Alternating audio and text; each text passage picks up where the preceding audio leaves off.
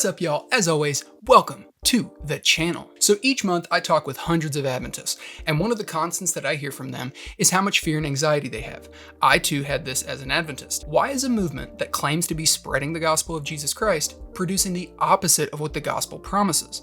After all, the good news of the gospel is about the peace and reconciliation that we can have with our Creator through the person and work of Jesus. A peace, joy, and assurance that takes root in one's soul, casting out fear and anxiety. So why, if the Adventist Church claims to be heralding the gospel, are so many of her captives not experiencing this peace and assurance? In Letter 187 from 1903, Ellen White wrote the following: "We should make efforts to call together large congregations to hear the words of the gospel minister, and those who preach the word of the Lord should speak the truth. They should bring their hearers, as it were, to the foot of Sinai, to listen to the words spoken by God amidst scenes of awful grandeur." So Ellen's advice for Adventist ministers is to point their hearers back to the foot of Sinai to listen to the words spoken by God amidst scenes of awful grandeur. And this is precisely what their churches are filled with, those whose eyes are fixed backward on Sinai. If you recall, Sinai was a terrifying place. Ellen White even recognized this, referring to the scenes of awful grandeur. This scene is documented for us in Exodus 19, where God presented himself at Sinai and the Israelites were fearful and afraid.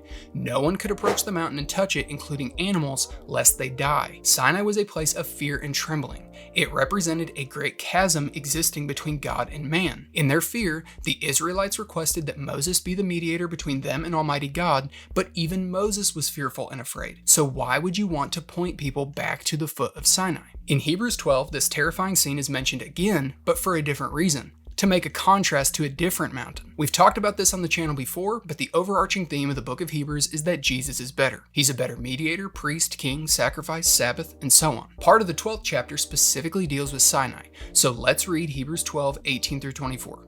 It says, "For you have not come to what may be touched, a blazing fire and darkness and gloom, and a tempest and a sound of a trumpet and a voice whose words made the hearer beg that no further message be spoken to them. For they could not endure the order that was given. If even a beast touches the mountain, it shall be stoned. Indeed, so terrifying was the sight that Moses said, I tremble with fear. But you have come to Mount Zion, and to the city of the living God, the heavenly Jerusalem, and to innumerable angels in festal gathering, and to the assembly of the firstborn who are enrolled in heaven, and to God, the judge of all, and to the spirits of the righteous made perfect, and to Jesus, the mediator of a new covenant, and to the sprinkled blood that speaks a better word than the blood of Abel."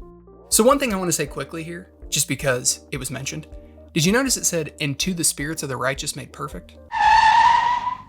That means spirits are a conscious entity, Adventists. But nevertheless, did you catch it? In contrast to Mount Sinai, we're told that New Covenant believers can have confidence to approach a better mountain without fear. In contrast to looking back at Sinai, he points us upward toward Mount Zion, the better mountain. And you'll notice his reference to the sprinkling of Christ's blood. He's already told us 2 chapters prior in chapter 10 that it's the blood of Christ that opened the way for us into the presence of God, affording us the ability to enter with boldness and confidence, not fear. So the reason many Adventists are filled with fear is because they're being pointed back to the foot of Sinai, not above to the better Mount Zion. Christians have a confidence, peace, and assurance that's rooted in Jesus as our perfect mediator, which is why we have peace, rest for our souls, and security.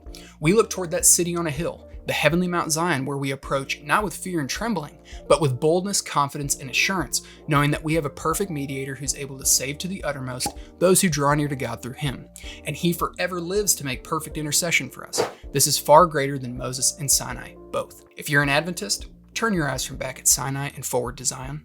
We're here waiting for you when you're ready to join us. If you found today's video helpful, please be so kind as to smash that like button, subscribe, and ring the notification bell so you can be notified when content like this is uploaded.